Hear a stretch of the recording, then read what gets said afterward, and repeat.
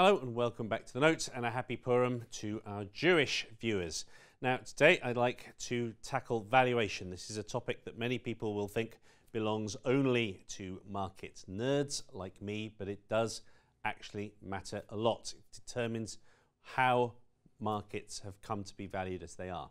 Now let's start by taking a look at a chart produced by Robert Shiller, economist of Yale University.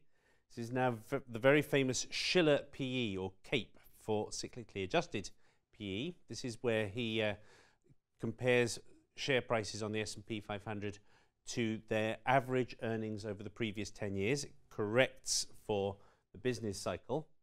And you can see that it tends to be very mean reverting. Once it gets very high, it will tend to go back down to the bottom end of its range. And what is strange is that after the dot-com bust of 2000, which you can see there, it did correct, but didn't correct anything like as far as people might have expected. Why not? Does this really mean that the stock market is as expensive in historical terms as it might appear? Now, there's a huge debate over this. You can find it, or large amounts of it, on the ft.com search engine if you're interested. Let me just now introduce a new entrant.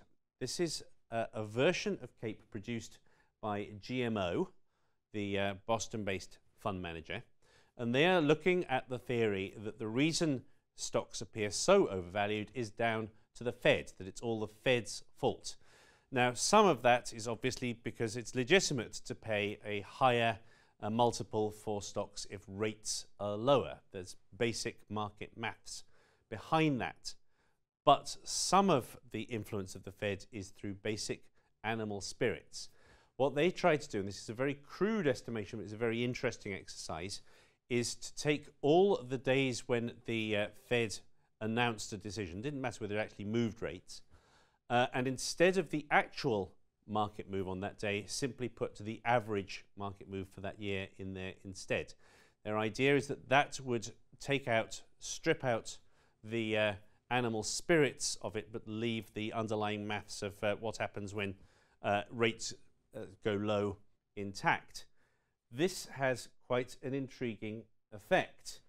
You can see that from the blue line there. You can see that when adjusted that way, you still had a dot-com bubble, but it was no worse than the bubble that came before the great crash of 1929.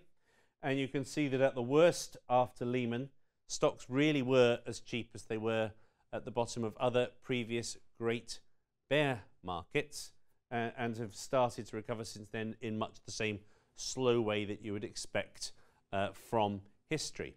In other words, their theory is if it hadn't been for the excitement that tended to be generated on Fed announcement days, frankly, we would have seen markets pan out exactly as you would have predicted from previous bull and bear market cycles. Now, there are many arguments you can have over this. One would be, now that the Fed plainly is prepared to defend stock market valuations, a higher PE is acceptable. Another argument against that, however, is that this is all coming down to something like a Wizard of Oz trick, to use GMO's phrase, and that at some point market confidence is going to move. Remember, you would think that FOMC days would have as many down days when people didn't like what the Fed had told them as up days. It's only in these last few years that the FOMC has repeatedly helped push the market upwards. One final point, let me show you the simple PE. Many people have technical criticisms of the CAPE. Let me just quickly show you. This is a straightforward multiple of the last year's earnings taken off Bloomberg. It's not particularly valued. You can see how much it moves around. You can also see that stocks were much cheaper in the 70s and 80s when rates were much higher and inflation was much higher. But ultimately, you can see even if you use an extremely simple basic PE like this, you are left with a market that does not look at all cheap, that looks as expensive as it was before Lehman, that looks as expensive as it was at the top of the bull market in the 60s before things went haywire. It isn't in doubt, I don't think, that stocks ultimately are somewhat overpriced at the moment.